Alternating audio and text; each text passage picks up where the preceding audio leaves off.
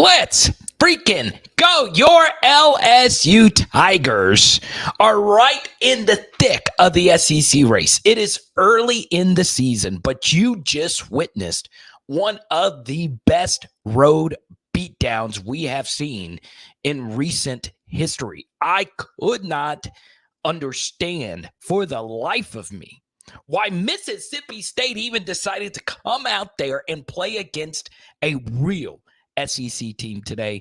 I am just out of superlatives to talk about Jayden Daniels and Malik Neighbors today.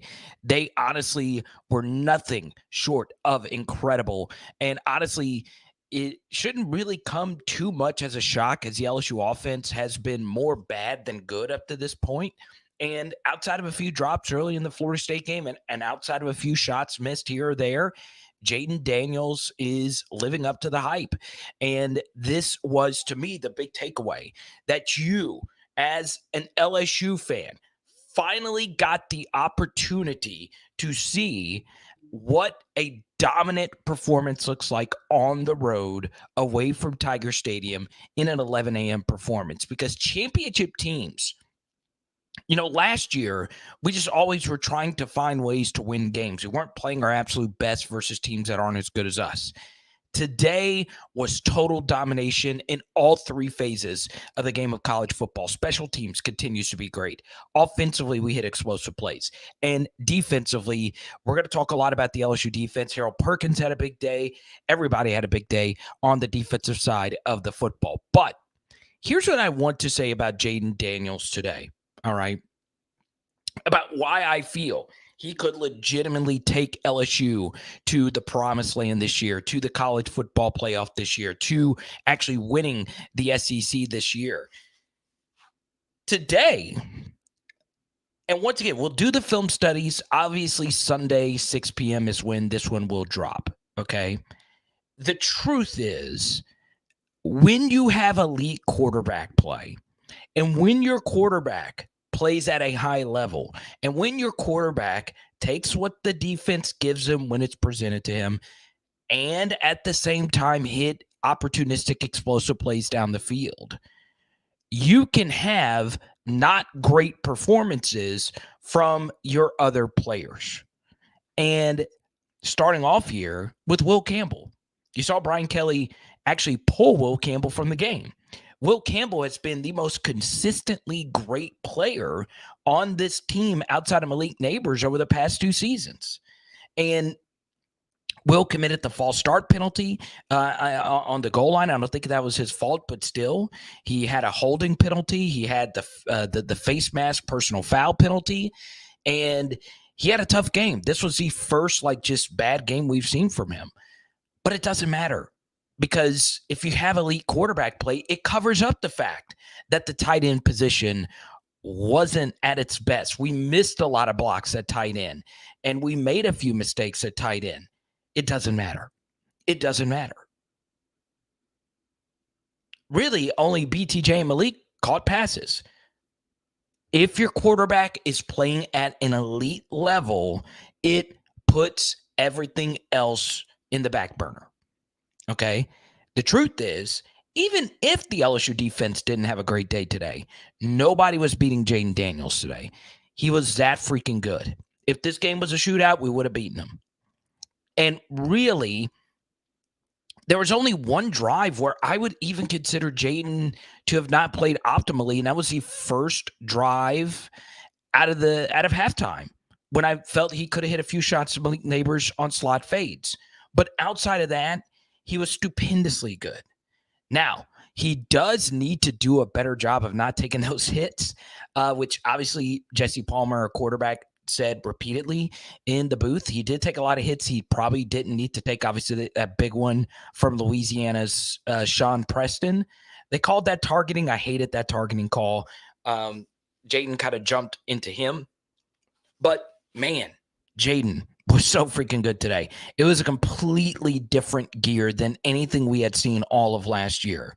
So at this point of the season, Jayden Daniels has played 4 really good halves of football and 1 not so great half. And those second half drops in the Florida State game were not his fault, if you ask me. He's ridiculous at this point. Let's go to Hugh, our first super chat of the evening. I'm tailgating with Hugh next weekend. He doesn't know yet. If Omar gets healthy, who are you starting at linebacker? That's a good question.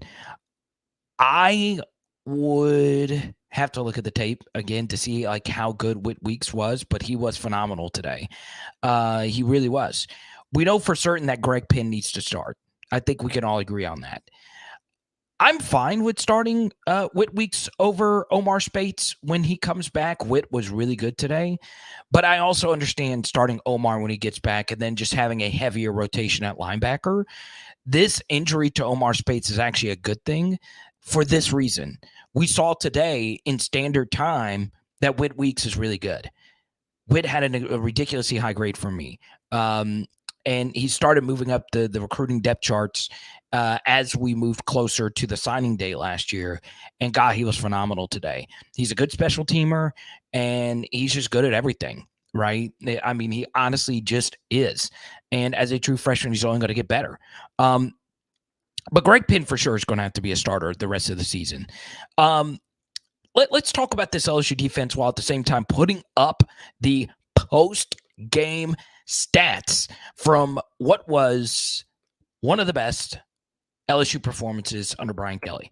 And you could argue the best under Brian Kelly, right? When you're talking about four-quarter domination, it's that. Now, you take a look at the yard per play mark. That's always the first thing that I look at, obviously, after the score and the final yard per play numbers. Let's see if we can find this. It actually ended up being 7 for LSU. 7 on the dot yard per play. We want to be above 6.2 or more. And that is really impressive considering that LSU started the freaking game, or should I say LSU ended the freaking game with just handoffs, right, with Garrett Nussmeier. So 7 yards per play is absolutely ridiculous. And then after that, you want to take a look at the penalties. Penalties were a little bit of an issue today. A lot of those were on us. A lot of those were also some BS penalties. Obviously, the penalty on Lance Hurd in the first half was absolutely terrible. The second thing I would bring up about this game is Lance Hurd had an up and down performance, if you ask me, in the little bit that he played. So you might still see Miles Frazier getting the start the rest of the way, or at least for this next game versus Arkansas. And we'll see. We'll obviously, cross that bridge when we get there. But 7 yards per play, 76 plays to their 50, 9 of 16 on third downs, 11 of 18 on third and fourth down, 27 first downs to their 10. Did a really good job today in just all facets. And then, of course, a lot of you have been looking for more sacks. LSU had 4 of them today. I thought Major Burns had a good bounce back performance today, and that's obviously really freaking good. Missouri wins. There you go. I have Missouri, I believe, over their win total this year. No real shock. I like them this year. And one thing to keep in mind about that, Missouri is a team that I feel could be very difficult for us here in a few weeks. So, look, obviously we're going to be looking at Arkansas BYU today, and we'll see how they look as we get closer to next week. So, yeah, really excited to see how all of this is going to play out. Let me take a look at some of the SEC scores across the way. Arkansas BYU, by the way, doesn't kick off till 6:30. The CBS 2:30 games are not good from an SEC perspective. So there you go. I think Florida State ended up beating Boston College here. It's 31-29 with a few seconds left to go. So there you go. We get to the big super chat from Van. He says, when it comes to Whit Weeks, you have got to play them. And there is no way for Omar Spates to overtake Whit Weeks before next week.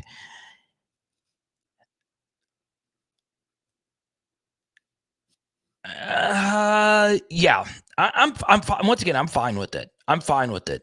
I do think Whit is obviously the better prospect, obviously has a higher upside. Obviously, there is more future value in playing him because, you get a new leader for the next wave of LSU defense. And obviously, more than likely, Greg Pinn's going to be back next year. But we're worried about this year, right? I think this sends a good message to Omar Speights that, hey, this guy did a really good job. I also thought one thing that was really impressive from the LSU coaching staff and Matt House was they did not get in their own way with starting a more experienced player in Witt's brother, West. West is not better than Witt Weeks. He's just not. And I thought that they were going to start West over Witt. And Witt is really good. He just is. We did so many Patreon film studies on Witt Weeks, and he's just really freaking good. I always thought he was more of a year two guy. We'll see how he does against, what should be a better Arkansas team next week. And yeah, but for me, outside of Witt Weeks, I've got to just be straight up with each and every one of you watching this right now. And I don't care if you're watching this live or if you're listening to this on the podcast down the road. Once again, we upload pretty much everything we do on Spotify and iTunes and all that stuff.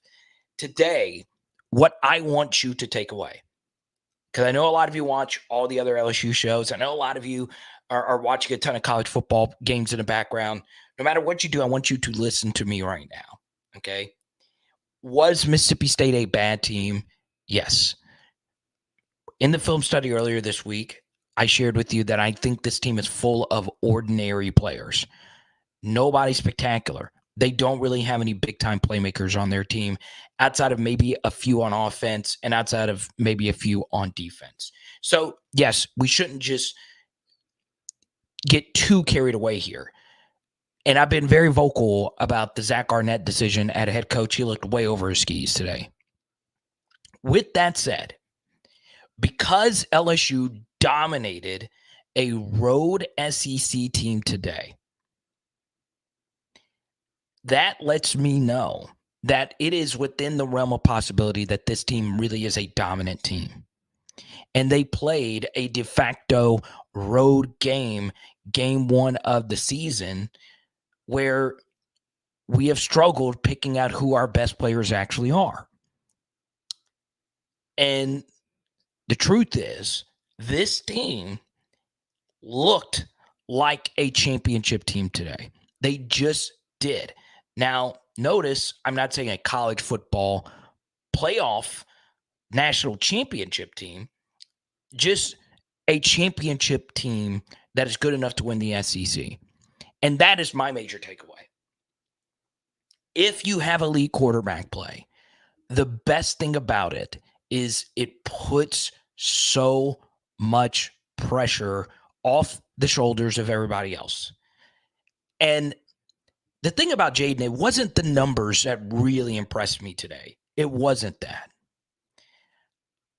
And a lot of you have always asked me, hey, Carter, why do you like KJ Jefferson so much? Because he plays with a bad supporting cast. Overall, Arkansas doesn't have a good supporting cast. That's why I've always liked KJ Jefferson. It's why I like quarterbacks that are good. Patrick Mahomes doesn't have a great supporting cast. He has Travis Kelce and a few others, but who are his receivers? And he still wins. I like players that step up when the supporting cast struggles. And LSU's number 7 had a rough day today. There were times where LSU struggled blocking at the tight end position. There were times when LSU was discombobulated. There were some 3rd and longs that Jayden had to complete. That is what I like to see, right? Because it wasn't just that Mississippi State laid down. We had to earn some of the things. And what you'll see with the film study that we're about to show you guys here in just a second, you are going to see the throws that I picked out to cut and talk about in this postgame. The 2 slot fade touchdowns are really good. And we missed one to start the second half. Cool. But this is what I love. It was 3rd and medium. That first 3rd and medium, where they brought a 0 blitz. Jayden sat in there, didn't force anything. Our offensive line picked it up perfectly, and we made it a 4th and short, and we got it, and we eventually, kicked the field goal on the opening drive. God, that was just excellent stuff. And I cannot state that enough. I like that because most of Jayden's success have been in games where, he kind of started slow and then eventually he got going. Today, he just fired on all cylinders pretty much at all times. It really was spectacular to see. Yeah, you shouldn't get too carried away, right? You shouldn't get too carried away with this win, but God, they looked really good. They looked really good. And look, as a defense, all it takes is one dominant performance to get the confidence going. All right. And we'll break down Arkansas all next week. Obviously, not only here, but on the Power Hour SEC channel. We'll break them down. We're going to get the BYU tape a little bit later today. I will say this. The reason why you should watch a BYU game tonight is Arkansas has had by far the easiest schedule in the West to start the season. They played 2 awful teams, and in this last game, they really struggled versus a Kent State team that might be the worst FBS team. They very well could be. So, yeah, well, it's going to be interesting to see Arkansas, and we're going to get a night game. It's going to be absolutely crazy, but I want to more so focus on today. So there you go. Now, we will obviously break down a whole lot from so many, different levels. I do want to include something, and we'll see as time moves on. I've gotten a lot of questions about some players that were not there. I'll wait until everything just kind of settles with Greg Brooks. We'll see what exactly happened. But I said this in the pregame. I was kind of just blindsided, but we'll just let time play out and let the team share what exactly happened here. But I'm praying for him. That's basically it. I mean, he's a team captain. It was just very unfortunate, right? So we'll see what actually happens because I do think we're going to need Greg Brooks back, even though our defense looked really good. At the same time, they don't have a player offensively outside of maybe one who can stretch us. And like I've told you all this week, Will Rogers is a decent but not great quarterback who had an ADOT of 5 last week. And all I kept hearing about, Jayden doesn't stretch the field. Jayden doesn't stretch the field when it was the other quarterback who didn't stretch the field. So let's go to TJ. Jayden scrambles versus dump offs to Diggs. Is there really that big of a difference at the end of the day? If so, does it justify the hits Jayden is taking on scrambles? All right. Very good question about the hits Jayden took today. Some view them as unnecessary. I agree with that. So if you go back and look at the Arizona game versus Mississippi State, there were a few times where Delora had the opportunity to either run or just throw it on a dump off. We want Jayden running. We just do, okay? Because he's that good of a runner. He very well could be the best ball carrier on our team when the football's in his hands, right? The only guys I would put above him would be Malik and now Caleb Jackson. My goodness gracious. We tried telling you. Either way, Caleb Jackson, phenomenal game today from him. We'll talk about him coming up. So we want Jayden running. It's just there is a few plays every game, TJ, that he does something where it's like, wait, why are you taking that hit? Why are you taking that hit? He had a few in the Mississippi State game last year as well.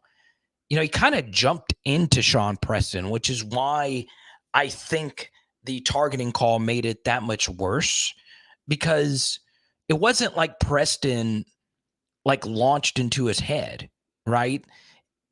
And Jayden was in the open field.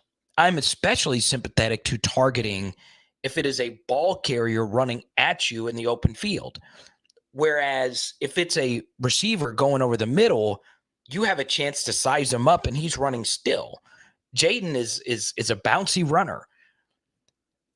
And Jayden didn't need to take that hit. He didn't need to take that hurdle hit versus Florida State. But the truth is, TJ, for me, from my vantage point, I'm okay with a few hits here and there, especially in the red zone where we struggle to convert. We want Jayden running in to the end zone because it's such a, positive EV play, but he's got to do a better job of protecting himself. And honestly, he's very similar to Lamar. The one thing he needs to take away from Lamar Jackson, obviously he's not as good, not many people are, is when you're in the open field, just fall down. Just fall down, protect your body, and live to fight another day. Is there really that big of a difference at the end of the day? So I think there is, because Jayden is such a great runner. We want him taking those yards, and he did a good job of that today. He really did. And honestly, we saw today, Jayden, when he is throwing at least good, if he's throwing at least good, he is special, because everything else he does is special. Okay. One reason why I liked LSU to win this game today is because Mississippi State won a game just on turnovers last week. You don't turn the football over, you're going to put yourself in a position to win. Also, if you guys tailed me, I've gotten a few texts on this. I said go hammer the over. The over did clear, right? So I hope you followed those instructions. Always do so responsibly. But I thought their offense was going to be slightly better in this spot, but boy, was I happy I was wrong. What a legendary defensive performance. Let's go to Kareem. Glad JD went crazy. The hate was unwarranted. Absolutely. Let's see. Logan Diggs had a really good day today as well. But I do want to share one thing. Okay. Yeah, Andre Sam had a good day. I do want to share one thing. As good as Logan Diggs was, and Josh Williams had another good day today as well. No surprise there. He's good. There is one special back in this LSU backfield, and he wears number 28. Logan Diggs is very, very, very good. He is very good. Josh Williams is very good. Logan Diggs is special. I'm not saying Logan Diggs. Caleb Jackson is special. He is special. All right.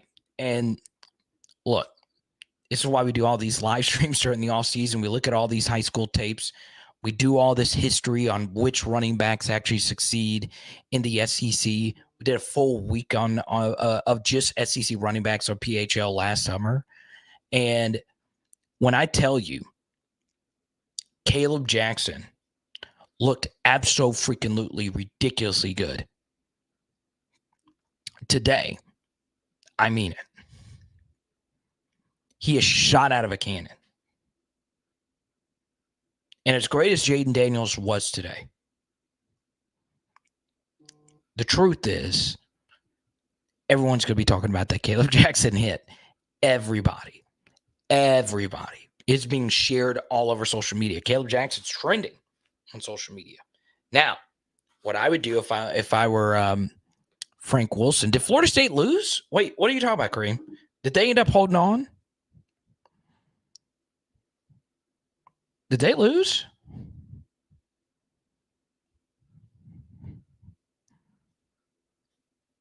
No, they won. No. So they should keep the number. They should keep a top 5 ranking.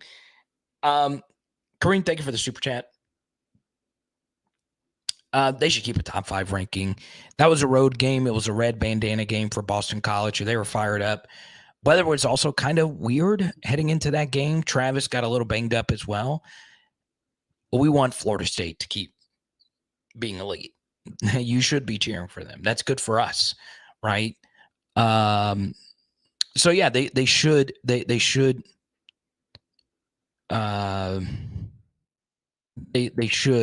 keep their top 5 ranking, and I really do mean that.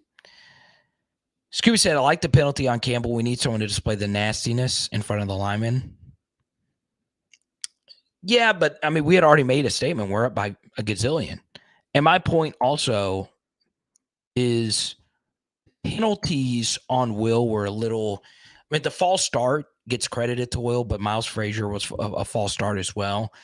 That's kind of on the quarterback and center. And honestly, how it's coached, we'll talk about that on the film study. But I thought the refs weren't the absolute best in this game. But if it's a blowout, it really doesn't matter. So, yeah, there you go. Now, here's what I'll say.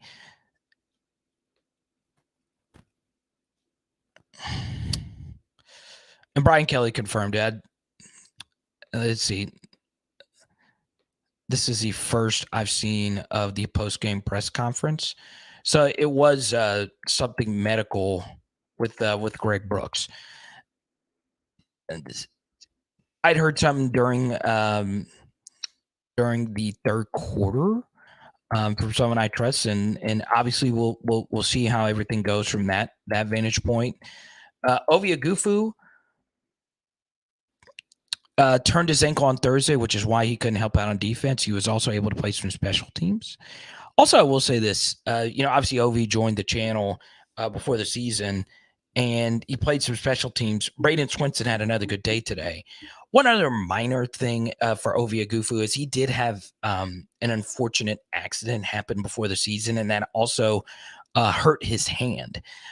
So if you've seen him, he's had his hand heavily taped, and I think that has affected his play a little bit more than what would be out there. But right now, Ovi, Braden Swinson has a good shot of remaining the starter, even if Ovi does come back. Jackson, thank you for the super chat. I really appreciate you. Jackson, listening on the way back from Starkville. Really cool stuff. A lot of people went to the game. Jared was at the game in Starkville.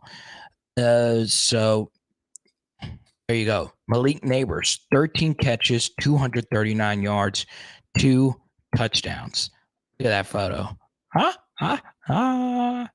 What a day. What a freaking day.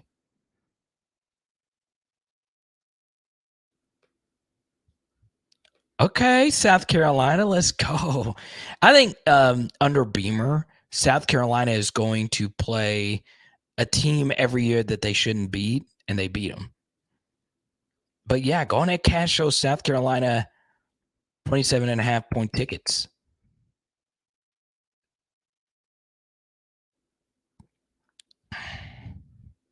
That's right, Jay Madison. I'll tell you this, man. When it comes to toughness, there are not many quarterbacks. And here they are holding up 3 for Greg Brooks. That's good stuff. Good stuff. When it comes to toughness, there's not many that come close to Jayden. He is tough as nails, bro. Tough as nails. Jayden freaking Daniels. Let's go. So, we always do this. If we get to a hundo in super chats, we're already halfway there thanks to Van. If we get another 50 or so in super chats, of course, we're giving out another Jayden Daniels card today. If we get a hundo in super chats, you might be getting a Heiser Trophy card right here, right now. Okay? We're giving out a lot of cards here on PHL. I think for sure. I honestly think we're going to get to 200.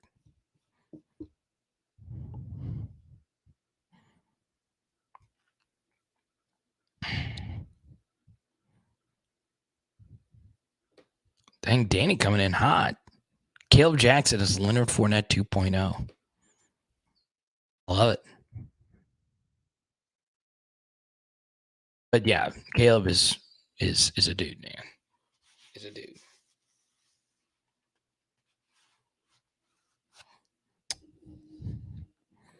I should have been bold. I should have been bold and put him as a number one guy in this last class, but I wasn't bold enough. So our patrons knows my number one guy was Lance. Shelton was number 2, and Caleb was number 3. What a freaking dude.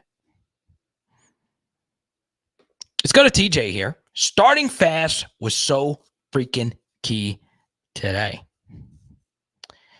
You better believe it. And a big reason we started fast.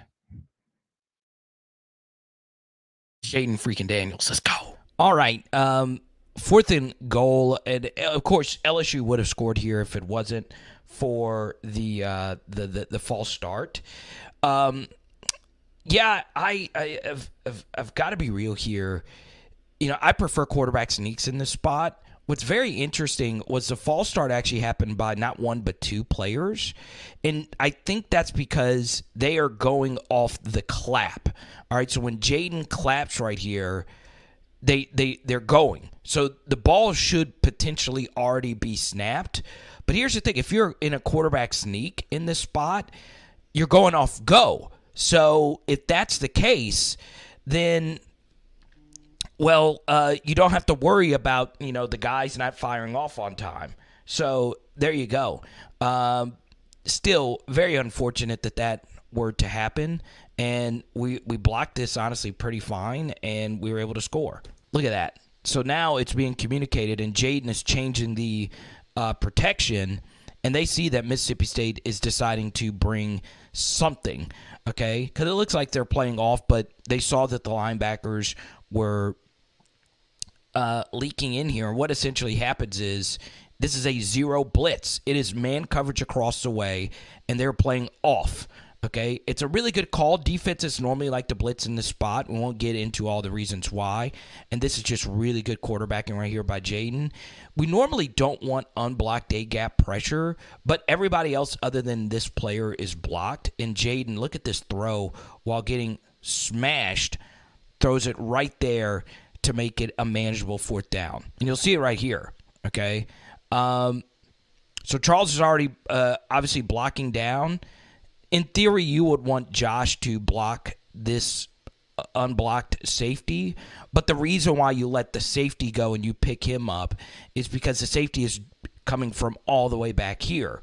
So Jayden looks left, and he immediately works back to a safety valve. And what have we said? Malik Neighbors in the slot all day, every day. And look at that throw. That's just really, really, really good stuff right there by Jayden Daniels.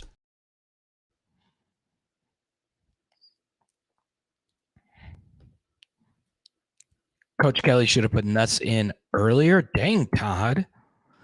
Todd is saying we should have pulled Jayden Daniels out after the first quarter. I'm kidding, Todd. I know what you're saying. No, I was fine with letting Jayden play out the 3rd quarter and then giving, basically Nuss pretty much the entire 4th quarter. So, yeah. Alabama's struggling right now. Okay. You're right, TJ. And a big reason why we did start fast is because of Jayden. Right out of the jump. Just playing really good.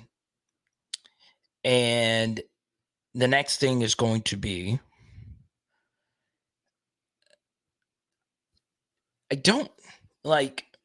here's something that I think a lot of young defensive coordinators do wrong. And Arnett, of course, is a very young guy. If I go into a game defensively, you can be the smartest defensive mind out there. And Arnett is considered one of the best.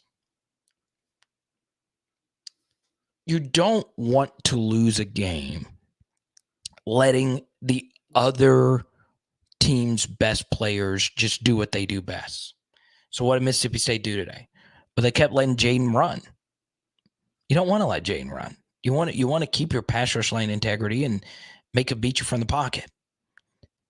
And if he's playing from the pocket, what you don't want to happen is let Malik Neighbors beat you. Now, some of it, okay, some of it is Jayden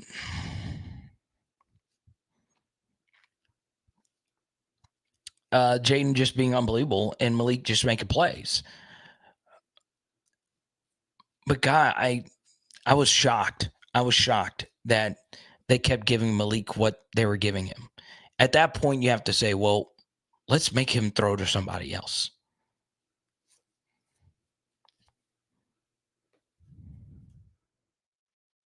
What's going on with Bama? It's still early.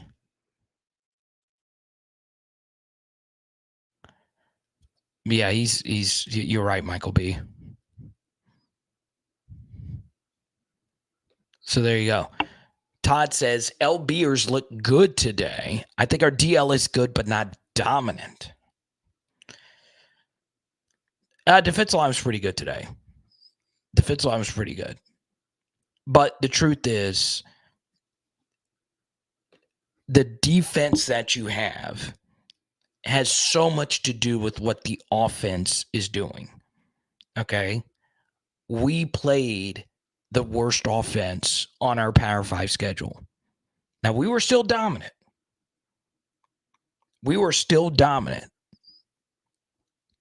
But this was the first team that made the LSU defense look good for the first time in a while. This was the first good defensive performance from the LSU defense since the Arkansas game, really. Purdue game, of course, as well. They were down to their third string quarterback, and Arkansas had a backup quarterback. So, honestly, this was the first game that the LSU defense played well versus starters of a Power 5 team since the Alabama game, where they were dominant against Bryce Young. So, I think the defensive line was fine today. I do. Mississippi State's a more run-based attack, and they have one big run. That was it. So I'm perfectly fine with that, man. Perfectly fine, baby.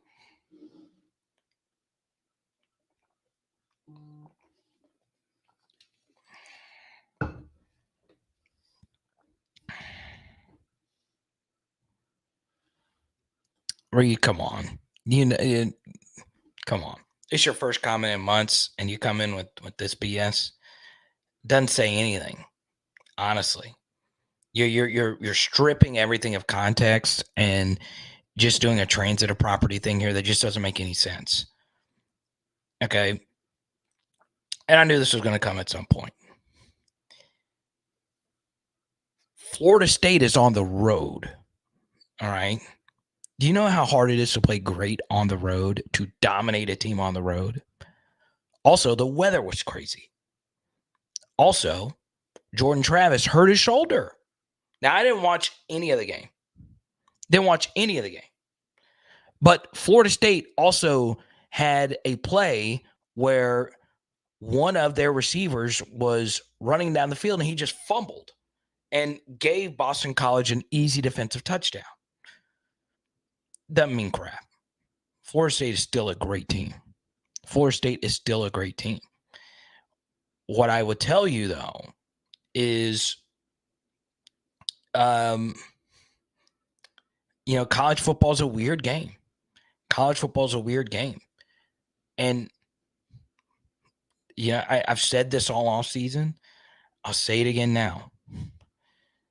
No matter what the case of the Florida State game, no matter how that game played out, it was going to be a little overvalued from an LSU sense for two reasons. The first is you still have the full SEC slate left to go. It's still a brutal schedule. So even if you won the game, you still had a lot of football ahead of you. But more importantly, if LSU had lost, they're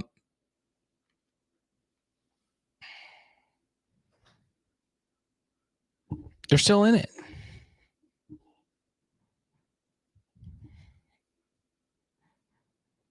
It's not the point, though. That wasn't your point. Your point was Florida State struggling in the red bandana game, which is a big deal for Boston College. It's something that they're known for nationally. It's the only thing Boston College, outside of Matt Ryan, is known for nationally. Okay?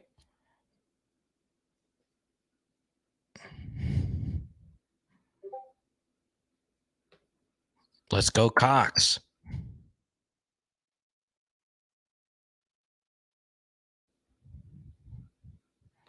Wade had a big day.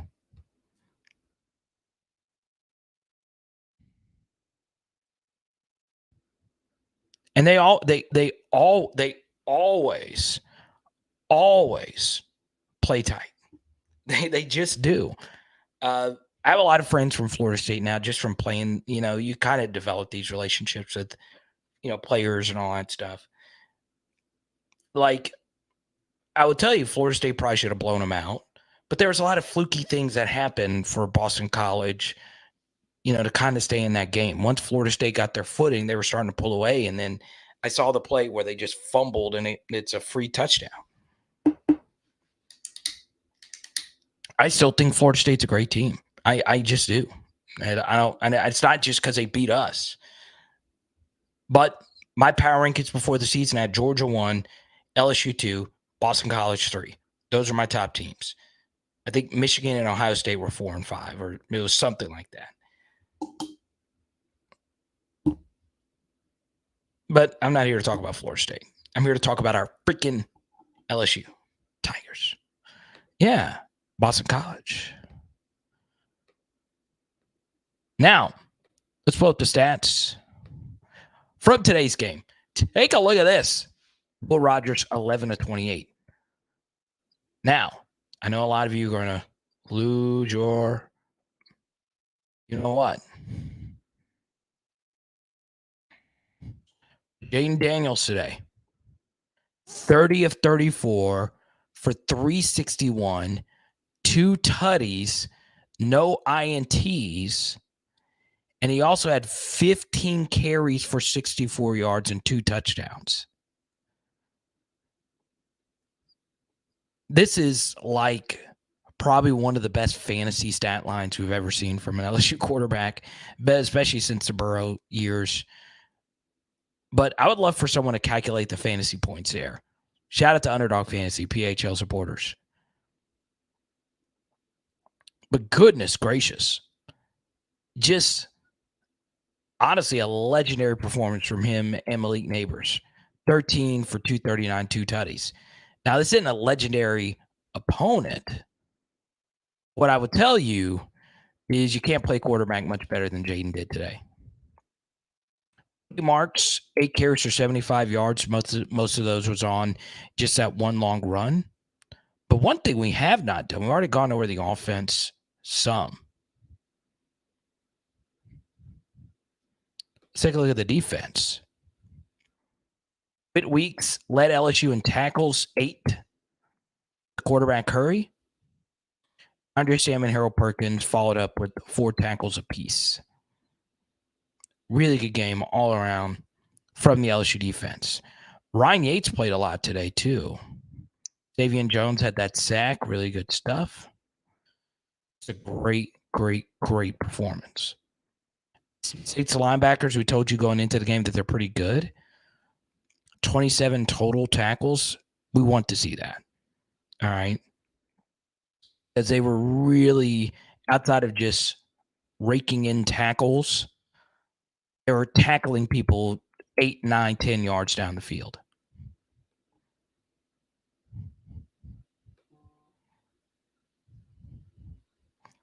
Yeah, the underthrow to Malik was crazy on the double move. So Malik honestly could have even had a better day in theory.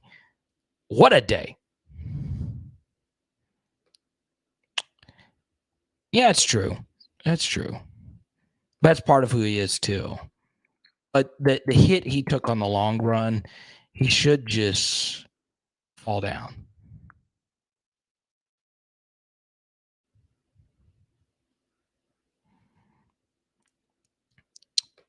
Now,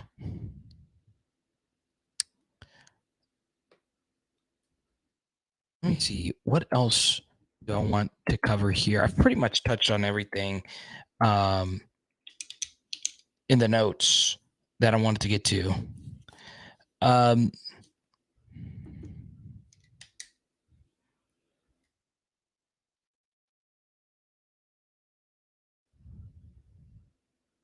Go to 504 Gorilla. Hey, Carter, what happened with Trey Holling? Yeah, this is a definite case of a guy needing a redshirt year.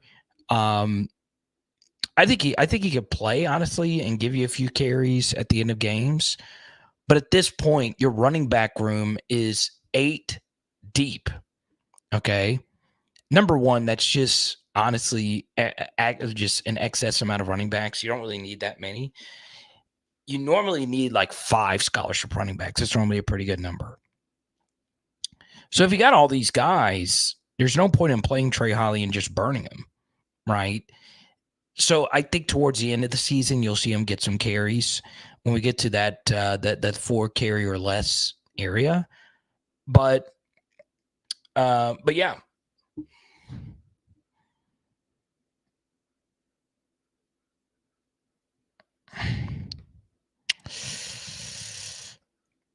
Bobby Bingle here.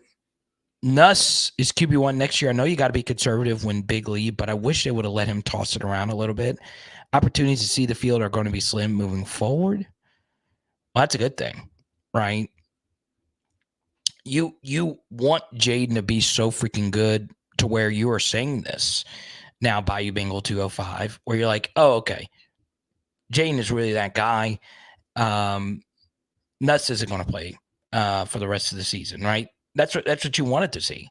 I didn't want to continue to be in quarterback limbo where this guy deserves reps and this guy deserves reps and let's split it down the middle. And where people are saying, well, we need a 2 quarterback system. No, you want to just have a guy. But to your point, yeah, I wish we could have let them toss it around. But if it's such a blowout, number one, it's a little disrespectful to the opposition. And then number two, it was just to the point where we just got to run the football. You're just trying to get out of there. Here's a big benefit, though, to this is it's another year watching from the sidelines. And the good thing from Garrett Nussmeier's standpoint is, of course, every freaking person wants to be the guy. But I did see Garrett Nussmeier celebrate Jayden Daniels quite a bit today. And that's always a good thing. It's important to be a good teammate. And Jayden does the same thing, vice versa. So it's critical, absolutely critical to see it. But I keep going back to this. The fact that we came in and just dominated them lets you know everything you need to know about this team. That there is some of this in LSU. We can run you out of a building. We can dominate for 4 quarters in all different facets of the game. Yeah, that was interesting, Dante. He was actually still in bounds. So there you go. Gotta love it. Gotta love it. Huh?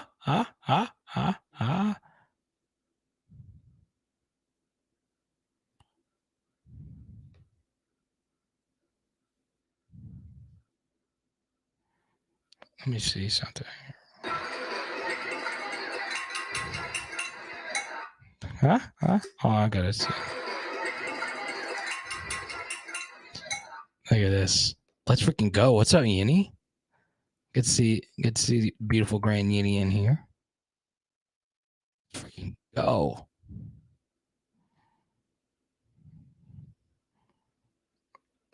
Yinny, that's my line. You're not allowed to do that. Here's Jared at the game today. Look at that. Oh, man, they had the little cowbells for the LSU fans. Crazy. Absolutely crazy. Now, Yinny has a very interesting topic in question because I know Grant's one of the smartest guys we have on here. And we'll answer his question coming up. And one final thing I want to mention about the LSU wide receivers and it should be very interesting. What is Kyron Lacey's role in this offense moving forward? That's coming up after this. PHL Nation. Oh, yeah, baby. You know about Louisiana Controls. They've been showing us love throughout this college football season, and I'm looking for you to do the same when it comes to your energy management commercial HVAC needs. It is all with our buddies who have been doing this for over 40 years. Yes, that is 4 decades. You know this Louisiana weather gets crazy. Go to LouisianaControls.com or call 225-924-4990, baby. Let's go. Big shout out to Louisiana Controls. Big thanks to TJ and the crew over there. Goes a long way, man. Hey, there you go, Jared. Jared, do you see your face up there? Good to see you. Thank you for the super chat. Let's go to TJ. And once again, Grant, to your super chat, any question that you want to get to, we'll go straight to it.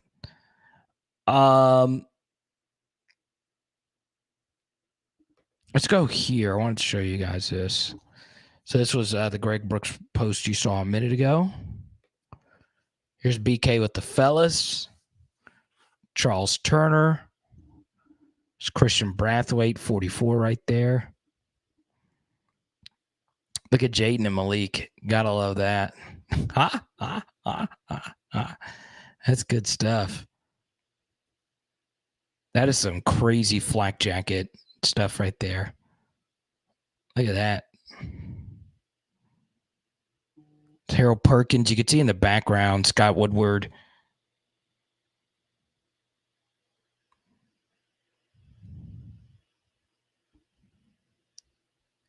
There's Mason Smith, Brathwaite. I think that's John Emery back there. Jacoby and Guillory. And that's Womack right there. Crazy. Gotta love it, man. Ain't nothing like it. Hit me up. I'll get you in contact with TJ, Louisiana Controls, commercial HVAC needs.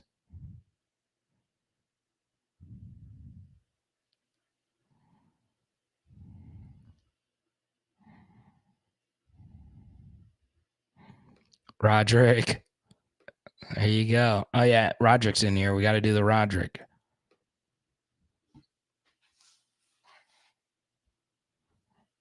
We in this thing, Rod. Let's go. Let's go, Roderick.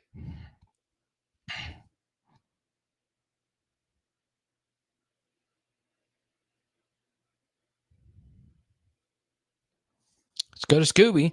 I'm still cautious with our passing game.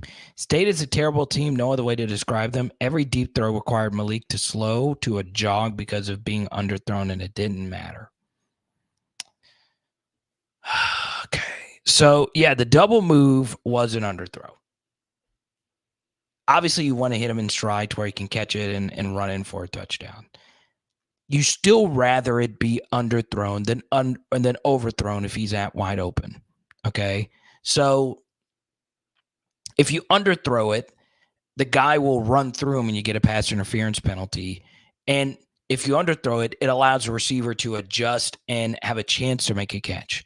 If you overthrow it, you don't get anything, right? It's zero. Okay, so quarterbacks just in general tendency, they have a tendency to underthrow it. Nuss is underthrown deep passes. That's how it is, So what we'll do is we'll go ahead and share the second breakdown. And this is a slight underthrow. Slight, but it's still really good. So here we go. It's 2nd and 17 after the penalty. And Jayden sees right here that this safety is on this hash and in the box. So he knows that Malik is not really, and you see he's looking at the safety right there. He knows Malik is one-on-one down the sideline, and he decides to let this bad boy rip. This is what a lot of people have been asking Jayden to do more of, and this right here. Just look at where this ball is placed. It is absolutely amazing. And you see Malik, he didn't put his hands up till the very last second. Jamar Chase is so good at that. So the throw should get a lot of credit, but honestly, this is as good of a route you're going to see, okay? This corner is actually bailing on Malik, so you wouldn't think he would be able to get over the top of him. So Malik decides to stutter and go, a nice little double move, and you see that the corner is actually turned, and he's still in pretty good position. So Malik slows down just a little bit and then turns the afterburners on. Great hand fighting right there by Malik Neighbors. And look at this. Perfect. I mean, God, that is such a great catch. Man, throw is perfect. Catch, even better. Crazy stuff. So outside of the Malik double move underthrow, what else? I mean, that ball was near perfect right there. And it took Malik, honestly kind of creating that deep throw for it to happen. And Jayden put it right on the money.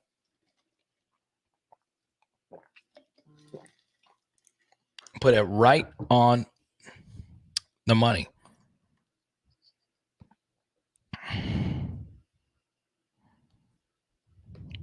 It happens, 504.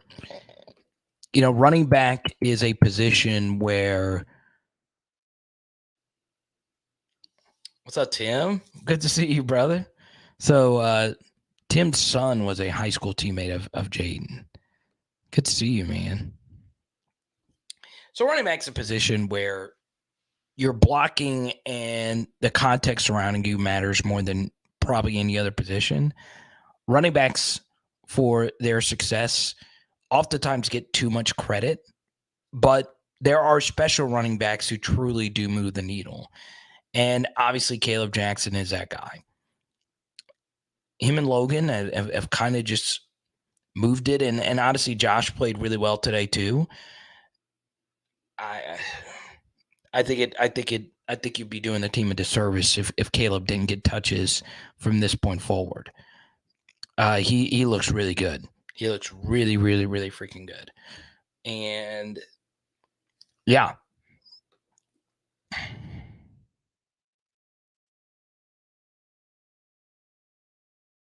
Let's see. Tyler Buckner looks terrible. Yeah, Carvis, I never quite understood like that transfer for him. And I never quite understood why people were so hyped for that. I was like, I wouldn't have gone off Milroe. I would not have gone off Milroe just after the Texas game. I know he threw a few pick sixes. I just don't understand the mood of Buckner. I just didn't, but we don't play them till later in the season, so we'll cross that bridge then. T. Millie, one of our many patrons. Good to see you, man. Jordan, he says Caleb looks different. He does. I mean, it's just eye test at this point.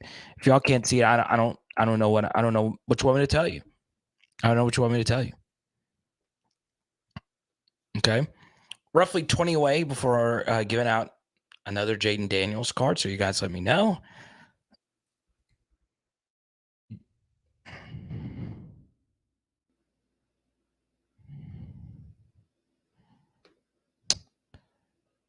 Let's see. How many plays were there where it was just the coverage being bad?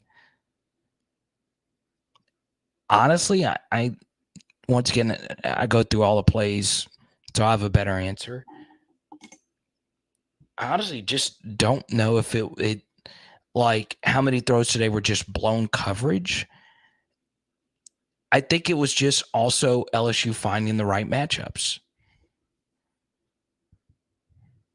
Tell him, Cole.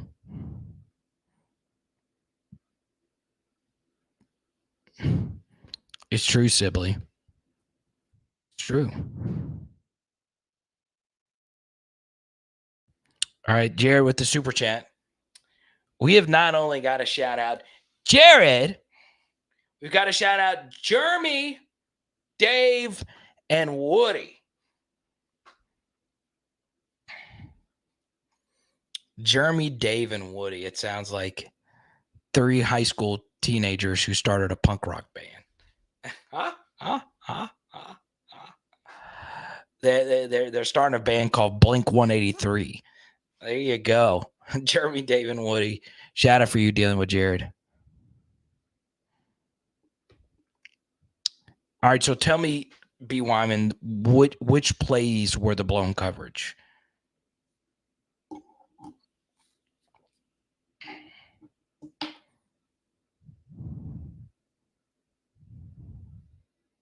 Are the cocks out? Are the cocks balling out? Let's go. Cockle doodle doo.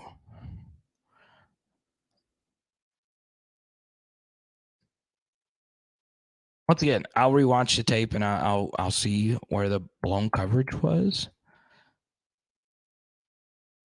Let's see. Yeah, we only had 2 punts from Bramlett.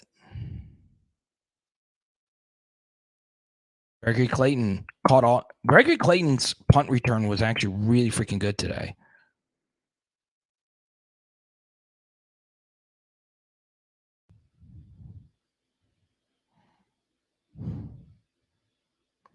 The 3rd and 23. Okay. Let me see. What was the 3rd and 23 play?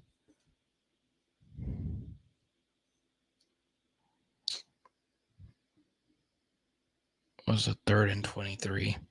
Let me remind myself here.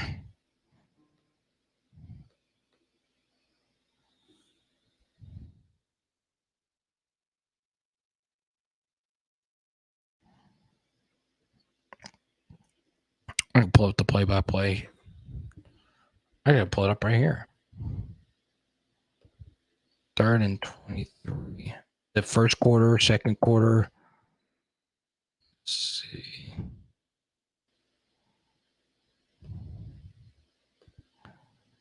Yeah, I don't think Lacey got a target. Big Grits. What's up, Grits? Let's go. Dang, Grits. Grits. I made the Quaker Oats reference recently. Grits have had a good week this week on PHL. Let's see, 3rd and 23.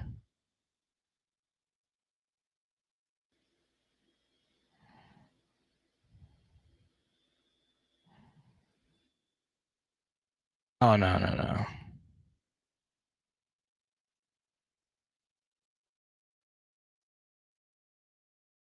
There wasn't a 3rd and 23 in the first quarter. Is there one in the second quarter?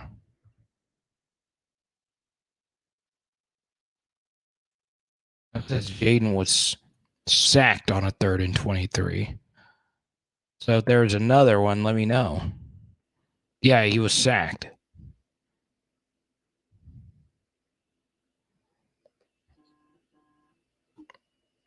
Let's go to Desmond with the super chat.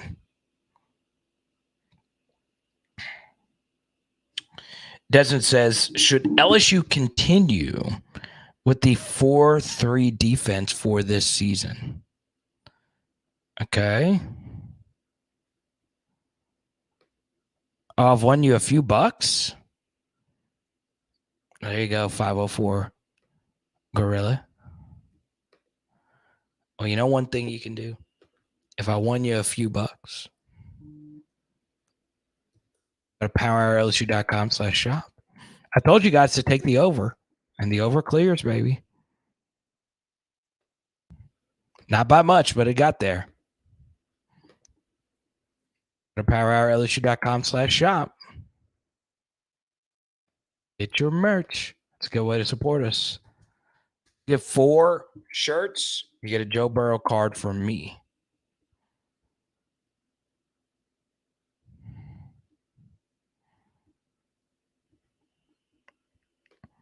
So there you go. Now, here's what we're going to do. In the next 5 to 10 minutes, I'm going to answer as many questions as I possibly can.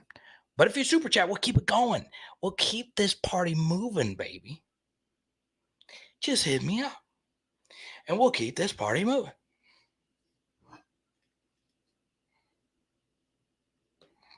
So let me answer Desmond's question about the 4-3.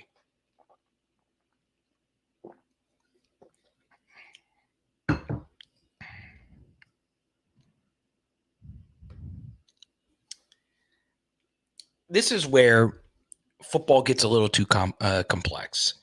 LSU doesn't run a 4-3. They don't. But what they like to do is play a 4-man front. So in theory, they are playing a 3-3-5, but it's not a 3-3-5 because if you think of a 3-3-5, you think Mississippi State or West Virginia. But personnel-wise, it really is a actual 3-4. They have 3 defensive linemen, so it's Savion Jones, Mason Smith, and Mekhi Wingo. They have a jack linebacker who was a Gufu. And your starting linebackers were Harold Perkins, Whit Weeks, and Greg Penn. Okay? And Harold Perkins, in theory, was playing the nickel, but he was a linebacker playing DB, if you will. Okay? The issue LSU is going to have, and it wasn't necessarily an issue today because Mississippi State's offense is so bad. It's that the edge player is a Gufu. He plays a jack. So when we play better teams and we want to run our base defense out of nickel, a pure nickel would be someone like Sage Ryan. Well, we don't want to take Harold Perkins off the field.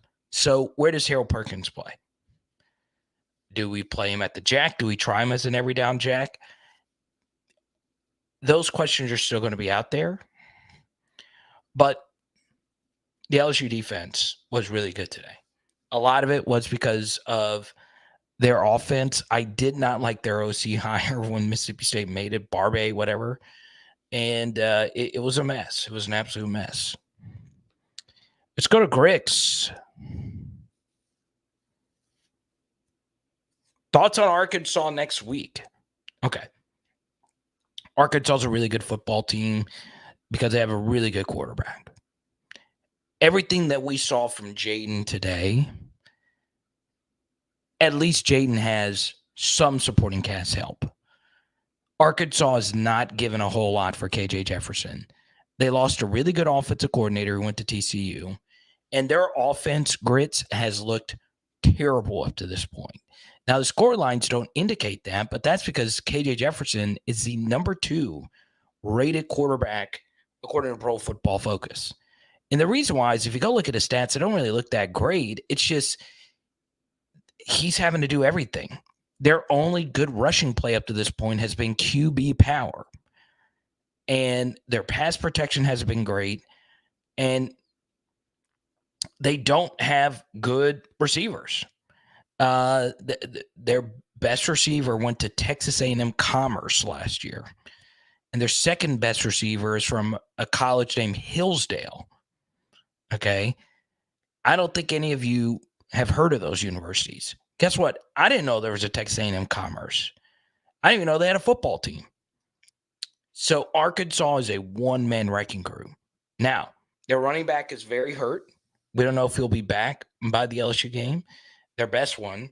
And they have a really good center, but offensively, they're very meh. Defensively, they're interesting. They have a new defensive coordinator in Travis Williams. He was a coach at Auburn for a while, and he's been the coordinator at UCF, and he's had a really good defense. Their defense is all transfers. And that's basically been the case for them every year. So, yeah. Let's go to Cliff, the Prez of PHL. Savion Jones.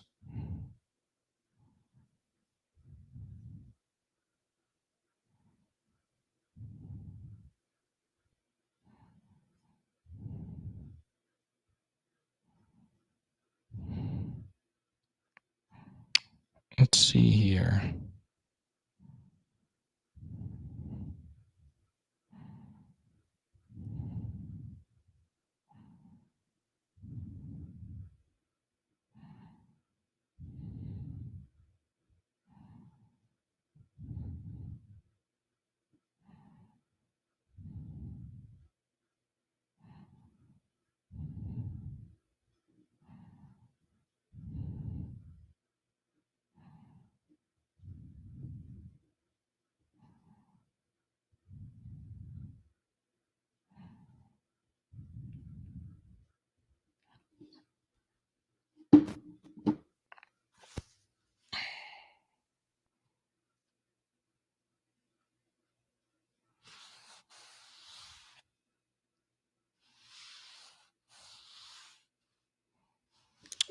Yeah, I don't know. I don't know 504. I really don't. But yeah, I don't know. You begin to worry. I mean,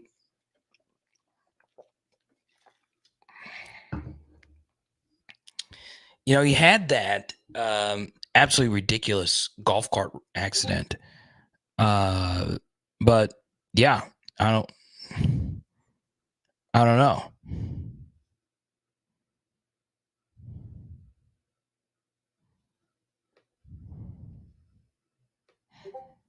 God, Jayden was good today. I'm just really excited that he was that good.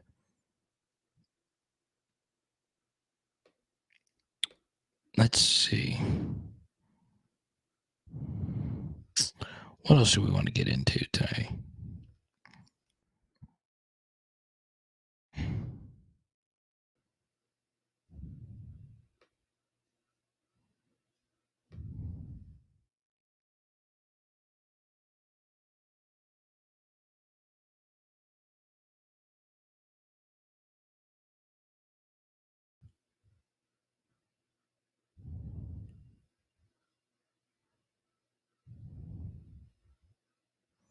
It's gonna be a little bit different playing them early in the season. But yeah, if you're LSU and you blow Arkansas out next week, you got the back-to-back road games coming up. You better watch out, man. You better watch the frick out.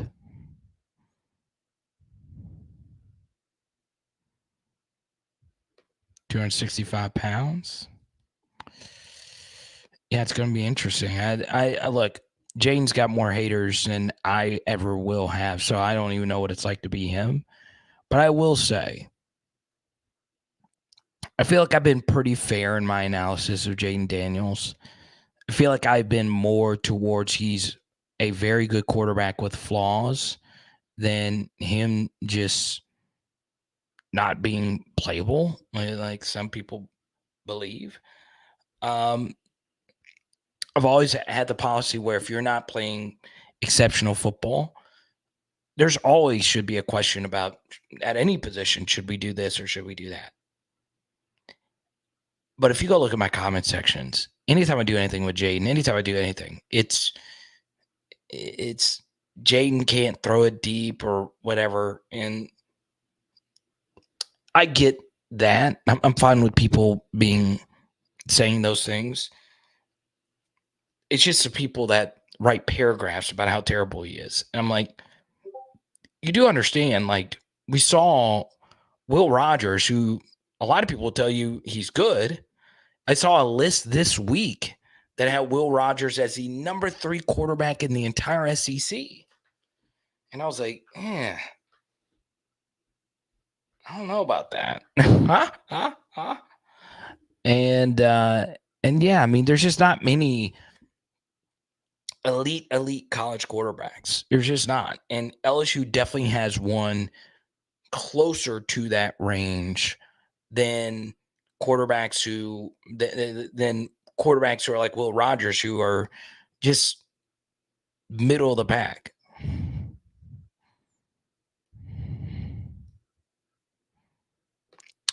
Yeah, Michael B. And that's another thing about Jayden's performance, man. It really was that good because we did not have elite play at that position today.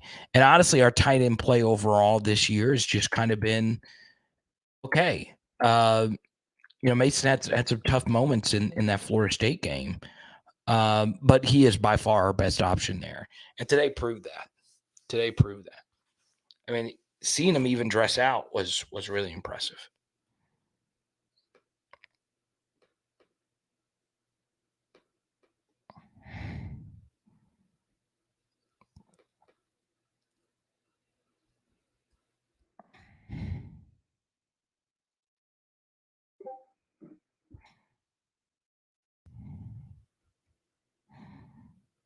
Let's see here. If there's anything else I missed.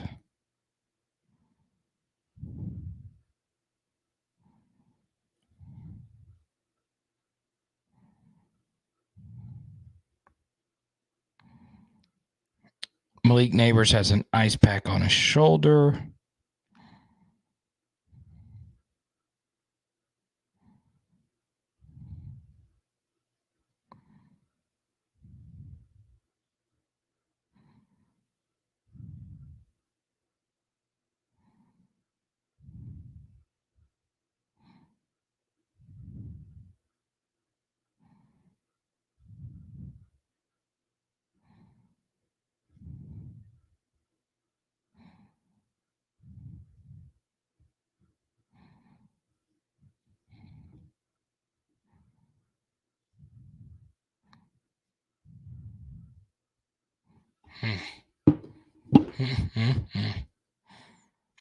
I'll go through a few of these.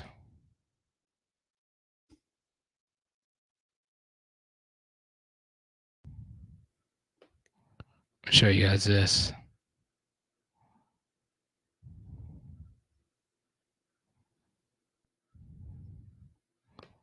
There you go, Aaron Murray.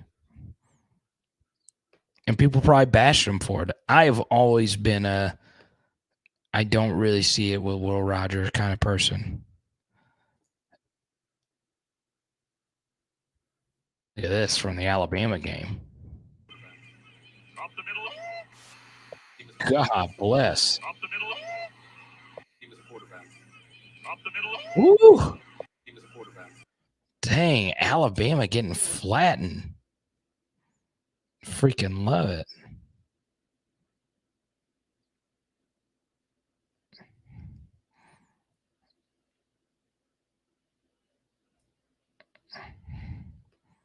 And then, of course, we got to have this on repeat, y'all.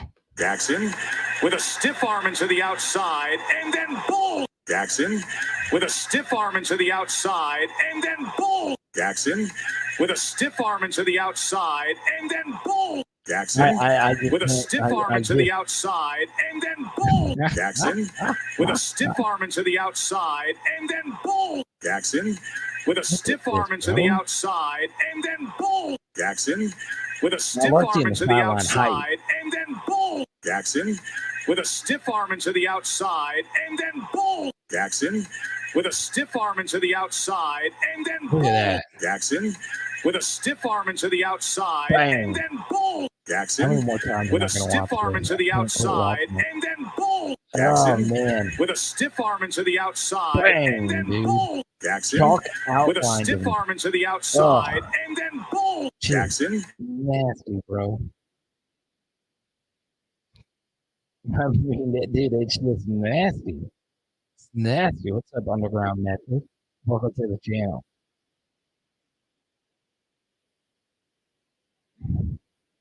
It's true, Max. All the rules favor the offense. Hey!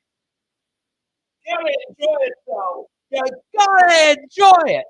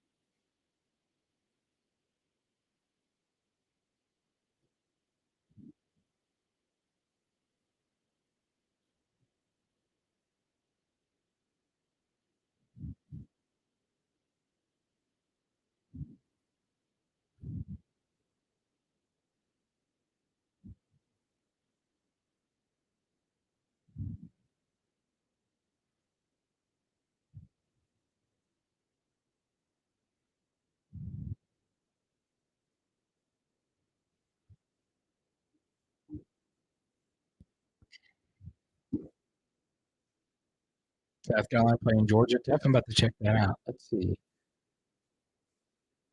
We are a 20 super chat away from giving out the Jayden call.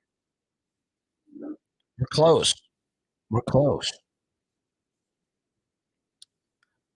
We'll take a few more here in the next 5.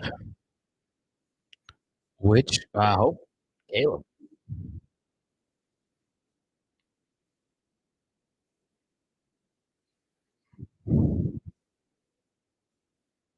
Heck, H-Town this.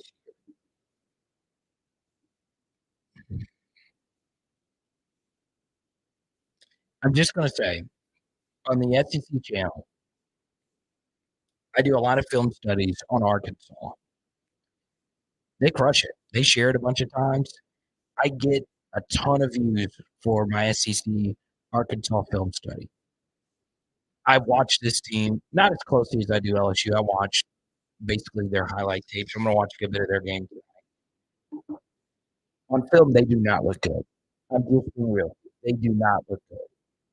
It's a lot of one man wrecking through kind of stuff. Defensively, they're loaded. Their defense still hasn't played anybody yet. Did I do something with the mic? Yeah, how does it sound? Type Y, PS, type in. Sometimes I go too far away. Let me know if it sounds okay. I'll go back and listen to the show.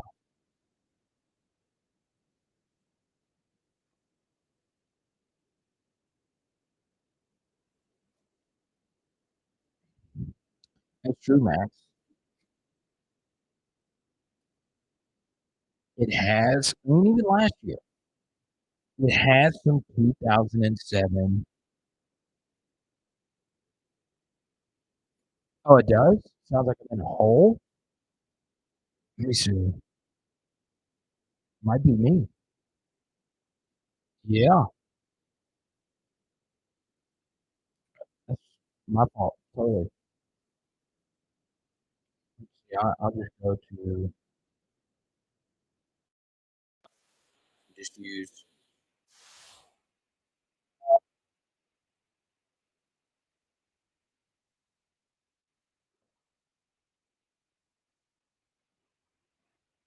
Could you be my laptop? It's old as hell.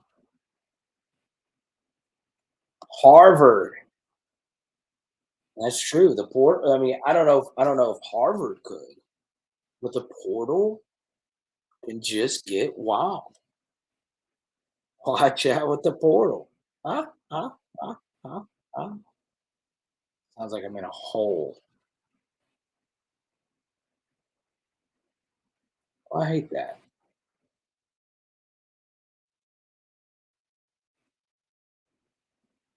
Let's go here. The hit stick. Yeah, he did show a lot of growth today. It was really freaking good.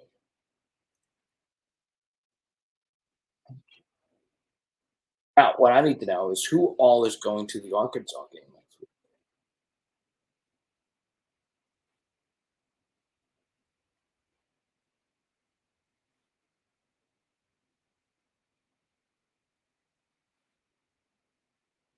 So I want to know.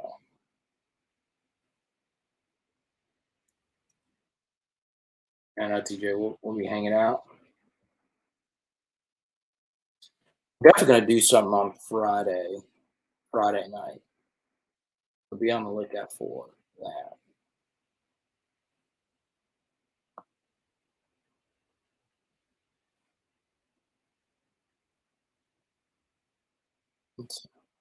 All right. Well, I will be chat. Oh, there we go. Look, we got to a hundo.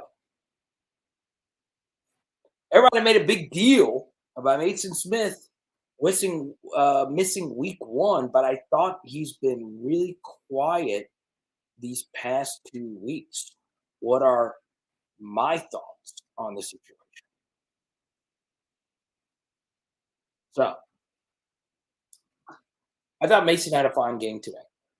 He didn't do anything special. He didn't just dominate the game.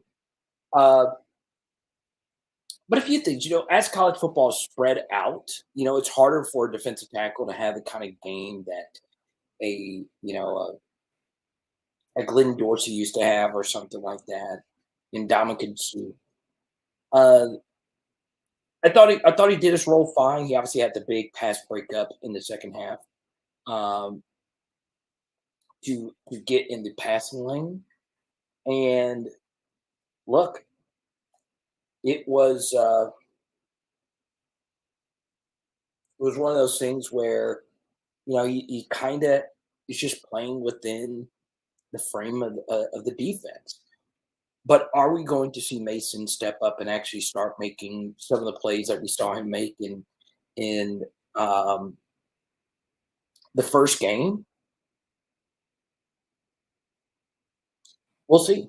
We'll see.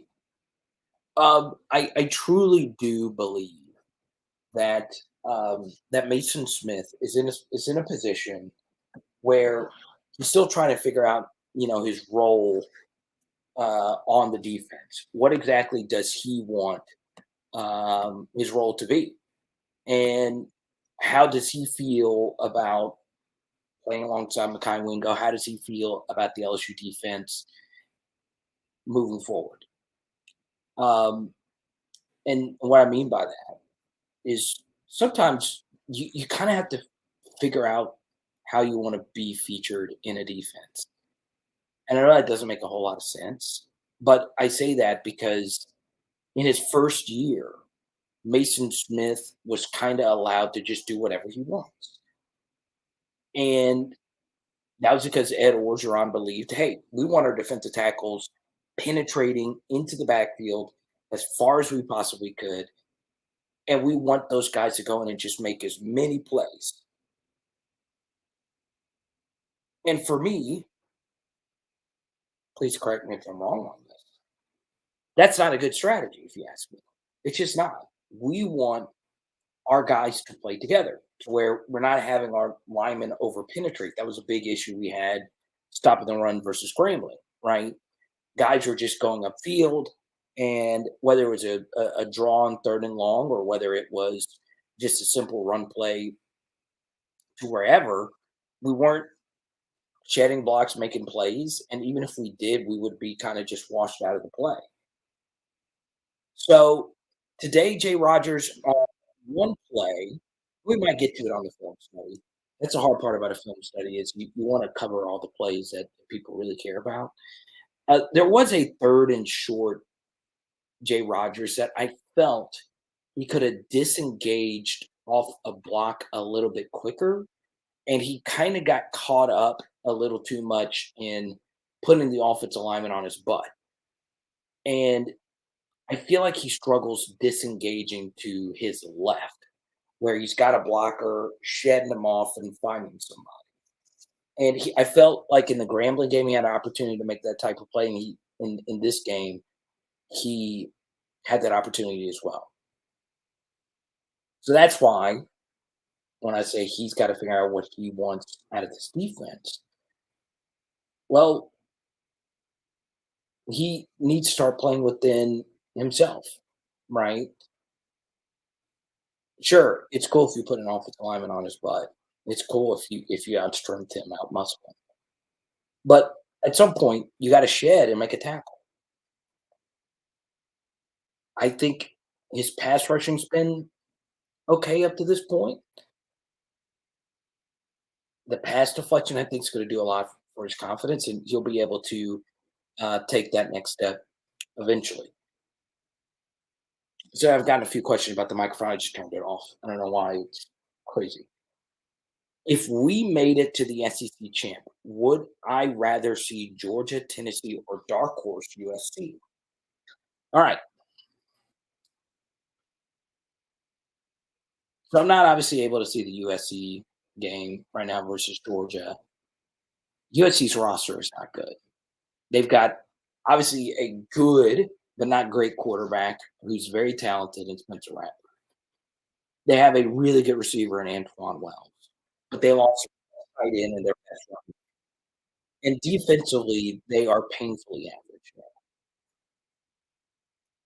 But they are the best special teams team you'll see year in and year out in the SEC. And Beamer is so freaking good as a coach. He's so freaking good. Like, this is why I did not bet their under. Most teams with what they returned, I'm taking their under. But Beamer is special. He is special, man. You don't, and obviously we see Clemson is really flawed, but you don't blow out Tennessee and then emotionally come back down to earth and beat Clemson at Clemson. That's special stuff. You've got to be freaking good as a coach to do that. You just do.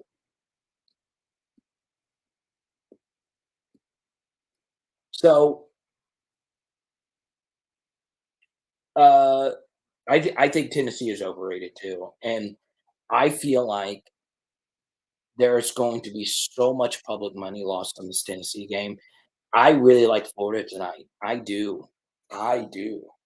I didn't think Florida's good. Hate that spot for Tennessee. Hate it. I think if Tennessee plays the right quarterback, though, they have a shot. Georgia will come back and win this game today. I'm not even watching it. Obviously, I'm here.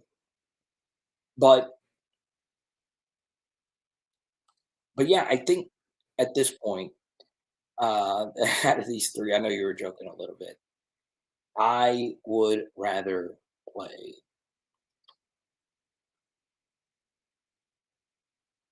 I would rather play USC. Now, this continues. All right. And I'm going, I know I've said this a gazillion times, and I did a 35-minute deep dive on the SEC channel. I swear, there's no team that has gotten luckier than Kentucky. Dude, they get so lucky, and they've got a legit shot to win it this year in the East.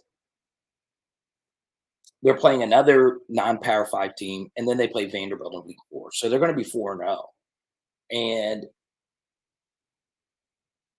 the truth here is Kentucky has to play Alabama later this year. And they just happen to get Alabama 1 out of every 6 years. Now, this is changing next year, obviously, but 1 out of every 6 years, you have to play Alabama if you're Kentucky. And they're getting them at their absolute lowest. Guess when Kentucky played LSU in the 6-game rotation? 2021, when we sucked.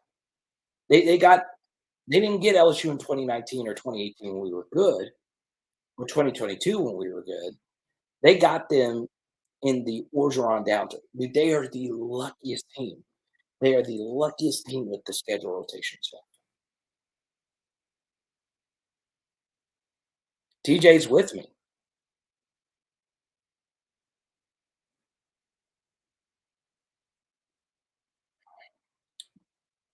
It's LSU does have a chance. But I'm telling you right now, the likelihood that they lose another game before Alabama, I still would consider to be pretty high. I would, just because of how crazy this is. Now, I will say this, Jay Madison. If LSU blows the brakes off of Arkansas next week, that obviously changes everything, because that means that this team actually is really good, and they just happen to get an unbelievably difficult week 1 schedule that no one else had to play. Something else, let's just say this happens here, Jay Madison. One thing that could potentially be a disaster for the SEC, as far as like college football playoff resumes are concerned, let's just say South Carolina wins tonight, and let's just say Florida wins tonight. Okay. So that would mean the 3 best wins on the day would all be from the 3 teams that lost in week 1. So the 3 teams that actually grew a pair and decided to schedule a very difficult week 1 game, well, maybe there's a benefit of that. You're battle tested. You play somebody. Your team is a little bit more grown. You're playing a lot of teams that really haven't had to buckle their chin straps yet. And then if they do win, if if South Carolina wins and then Florida wins later tonight, which I think they will, you're going to have all these teams that are who you would consider to be the elite teams: LSU, Tennessee, Georgia, Alabama. They all have one loss, and there's still a long way until the playoff happens.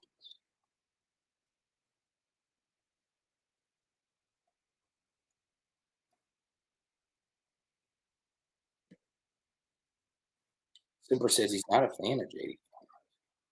I don't know why you aren't. Are you not a fan of him personally? Or are you just not a fan of him as a player? Uh, but you're all right. We are a playoff team. Cliff, I'm telling you. I like Florida tonight. I do.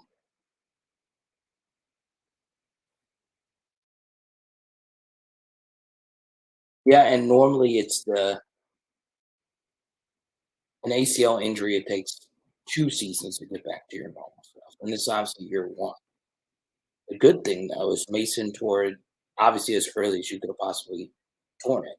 So we might get prime Mason Smith back by the Alabama game. Hopefully, we do.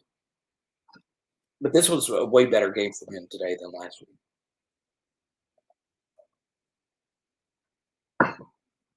So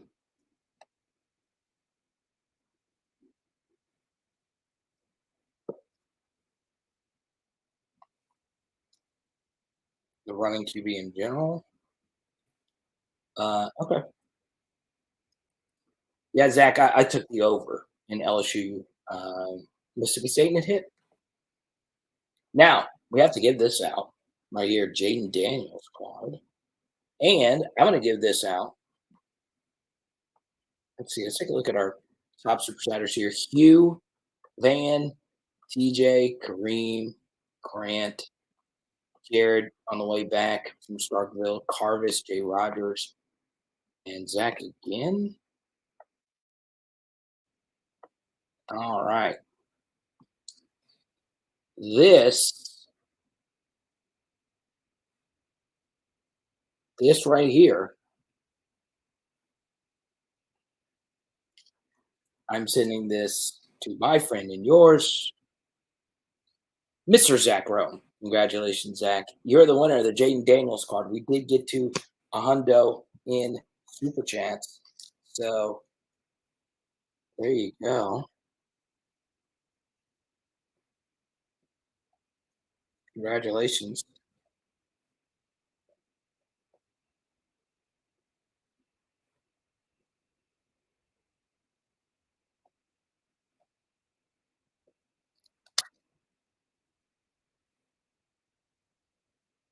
No, it's not a Rashada card.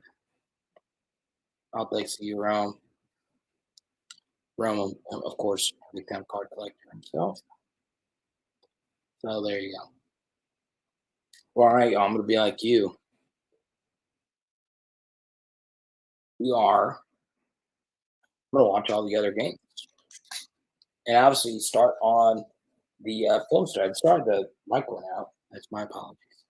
And yeah, big shout out to Jayden. What performance! Nice freaking God. It is power. LSU. Boom. Special shout out to Louisiana Patrols again. And tonight we are doing. We're doing Sush.